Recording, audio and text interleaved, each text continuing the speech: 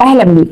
هنكمل كلامنا مكان ما وقفنا امبارح ان سيدنا محمد راجع من رحله الشام وراح لبيت السيده خديجه وحكى لها عن التجاره واللي حصل فيه. ولو ما سمعتش الحلقات اللي فاتت هتلاقي اللينك في اول كومنت، اسمعها وتعالى عشان تفضل ماشي معانا في القصه بالترتيب. السيده خديجه كانت بتفهم في الرجاله كويس قوي لانها اتجوزت مرتين والاثنين من سادات العرب واشرفهم، وهم عتيق بن عائز ابن عبد الله المخزومي وابي هاله هند، واستاجرت الكثير من الكهول والشبان لتجارتها، لكنها ما شافتش قبل كده النمط الفريد ده من الرجال، وقعدت تفكر كتير وتستعيد صوته الفريد المميز وهو بيكلمها عن رحلته، وقلبها فضل ينبض. مش عارفه تتخلص ازاي من الشعور ده، خصوصا انها ردت عن بابها سادة قريش. هي كانت كبيره وعندها من زواجها الاول اولاد في سن الزواج، كان عندها من زوجها الاول بنت ومن زوجها الثاني ولد اسمه هند. هي في حيرتها دي زارتها صديقتها نفيسه بنت منيه، وبسرعه فهمت هي سيده خديجه اصلا بتفكر في ايه، وهونت عليها نفيسه وعرفتها ان مفيش في نساء قريش من تفوقها نسبا وشرفا، ان هي ما زالت عندها غنى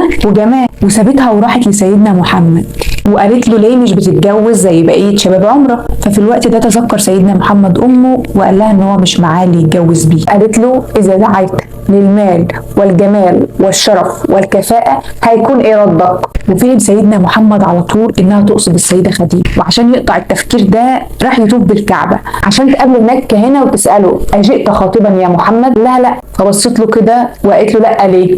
ده مفيش امراه في قريش كلها حتى لو كانت خديجه ترى نفسها كفءا له. ومعداش غير فتره صغيره سيدنا محمد رايح هو وعمه ابو طالب وحمزه وفي بيت السيده خديجه عليا من قومه، كل شيء مجهز للجواز عشان يطلبها ابو طالب لابن اخوه محمد. عمها عمرو بن اسد بن عبد العازي اعطاها على صداق قدره 20 بقره. لما العقد خلص ذبحوا الذبائح وفتحت ابواب بيت خديجه الاهل والاصدقاء، اللي كان من بينهم حليمه السعديه اللي جايه عشان تشوف عرس ابنها عشان ترجع ومعاها 40 راس من الغنم هديه من خديجه لمرضعه محمد. وعوضت خديجه سيدنا محمد جراح امه امنه، وعاشوا في هناء لمده 15 سنه بينهم ألفة ومودة، وأتم ربنا نعمته عليهم ورزقهم البنين والبنات القاسم وعبد الله وفاطمة وزينب وأم كلثوم ورقية. وبكده تكون خلصت قصتنا النهاردة.